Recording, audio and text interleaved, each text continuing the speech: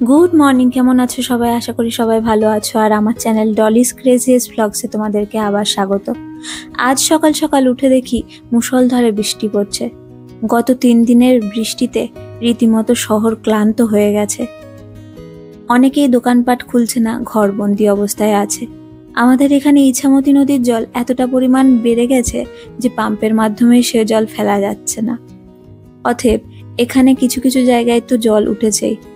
অনেক জায়গায় জলের এই ওঠার জন্য অনেকেই জীবন ব্যস্ত হয়ে উঠেছে। শুধু তাদের নয়, এই দেখো, এই যে প্রাণীগুলো দেখতে পাচ্ছ, এদেরও জীবন ব্যস্ত। ওরা থাকতো এই গাছে, কিন্তু আজকে জানলার কার্নিশে এসে জুটেছে। বৃষ্টি আমাদের জীবনে অপরিহার্য বটে, কিন্তু প্যাচপ্যাচে বৃষ্টি সবসময় ভালো লাগে না। যাই হোক, সকাল সকাল উঠে আমি কি করব, একটু বৃষ্টি দেখলাম। আর এই যে দেখছো সবুজ শাক, এর মাথার অংশটুকুনি আর নিচের অংশটুকুনি কেটে নিয়ে নেব। আজকে হবে শাক রান্না। বাইরে তো বেশি যাওয়া যাচ্ছে না। আগের দিনে সেই শাকটা কিনে রেখেছিল মা, সেই শাকটাই রান্না হবে। মাকে বললাম, মা 5 মিশালি সবজি দিয়ে একটু খিচুড়ি বানাও, হালকা পাতলা করে খিচুড়ি খাবো। তাই দেখো, কুমড়ো তরকারি হবে আর খিচুড়ি। এই যে সেই খিচুড়ি, ডালে চালে মেশানো খিচুড়ি, খুব ভালো লাগছিল খেতে। অনেক দিন ধরে এসি না পরিষ্কার করার ফলে এসির থেকে একটা দুর্গন্ধ বেরোচ্ছিল। তাই ভাবলাম আজকের দিনটা একটু এসিটা পরিষ্কার করি। তারপরে পরিষ্কার করতে গিয়ে শুনলাম মাঝখানে নাকি সাহেব এসে একটা দিন পরিষ্কার করে গেছে। তা সত্ত্বেও দেখো কত ধুলো জমেছে। আমি আবার সেগুলো ঝেড়ে ঝুড়ে পরিষ্কার করলাম। বৃষ্টি থামতে না থামতে দেখি আমাদের ভুলুটা ওখান থেকে, মানে রান্নাঘরের ওখান থেকে একটু উকি ঝুঁকি মারছে। মা ওকে খেতে দিল। সেটা খেয়ে ও অন্তত স্বস্তি পেল। বৃষ্টি মুখর দিনে সন্ধ্যাবেলায় কি খাবো করছি, তো বাবা দেখি হালকা মাংস এনে হাজির। তা ভাবলাম 5 মিনিটে ভুল বললাম, 5 মিনিটে কুকারের মধ্যে তৈরি করি একটু চিকেন স্টু। তার জন্য লাগবে বাটার, আর ওই যে দেখালাম গরম মশলা, আরও কিছু এই যে মাংস, আর ওই সবজিগুলো, যার মধ্যে থাকবে গাজর, বিন, ক্যাপসিকাম আর টমেটো অনেকেই দেয়, আর পেঁপে তো দেয়। কিন্তু আমি যেহেতু এখন প্রেগনেন্ট, আমার খাওয়া যাবে না, সেই জন্য আমি পেঁপেটাকে একটু অ্যাভয়েড করেছি। আর দিয়েছিলাম আলু।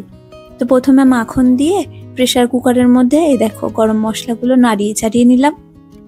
গরম মশলার থেকে যখন সুন্দর একটা গন্ধ বের হলো, তারপরে তার ভিতরে চিকেনগুলো দিয়ে দিলাম। এই চিকেনগুলোকেও খানিকক্ষণ একটু ভাজা ভাজা করে নিলাম প্রেসার কুকারের মধ্যে, হালকা করে ভাজা ভাজা করে নিলাম।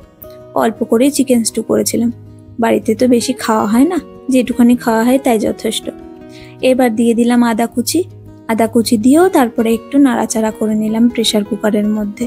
তারপরে দিয়ে দিয়েছিলাম আলু, যথারীতি গাজর, তারপরে ক্যাপসিকাম, বিন, আর দিয়েছিলাম পেঁয়াজ। অনেকটা পেঁয়াজের দরকার পড়ে, পেঁয়াজের ফ্লেভারটা কিছুটা হলেও আসে। শুধু তাই না, যেহেতু সমস্ত সবজি এখানে দেওয়া থাকে, সেহেতু এটা যথেষ্ট পুষ্টিকর এবং বাচ্চাদের পক্ষে এবং অসুস্থ মা বা অসুস্থ রোগীদের পক্ষে যথেষ্ট ভালো। এরপরে ঢেলে দিয়েছিলাম জল, অনেকক্ষণ ধরে নাড়িয়ে চাড়িয়ে নিয়ে। তারপরে প্রেসার কুকার দিয়ে দিলাম 2 সিটি। 2 সিটি দেওয়ার পরে দেখো কত সুন্দর হয়ে গেছে।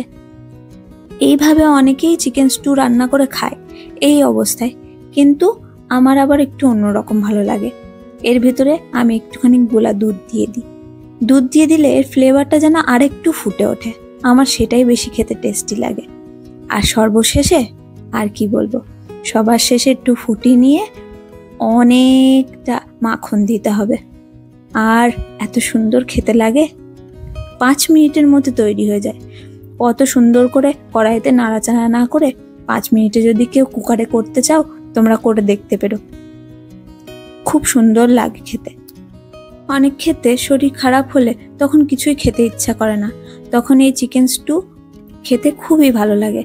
রোগীদের পক্ষে তো খুবই ভালো, স্বাস্থ্যকর, চিকেন থাকে, সবজি থাকে, সেহেতু একটা মানুষের পক্ষে যথেষ্ট পুষ্টিকর। তার উপরে বৃষ্টি হচ্ছে। এই দেখো আমার চিকেন স্টু রেডি হয়ে গেছে, বাটি নিয়ে বসে পড়েছি খেতে। অসাধারণ লাগছিল খেতে। এই ঠান্ডা ঠান্ডা বর্ষাকালের মধ্যে এইভাবে চিকেন স্টু নিয়ে খেতে খুব ভালো লাগে। যাই হোক, আজকের মতো ভিডিওটা এখানে শেষ করছি। দেখা হবে পরের ভিডিওতে। ততক্ষণে tata, bye bye, good night. আমি এনজয় করি, তোমরা একটু দেখো আর ভালো থেকো। পরের ভিডিওতে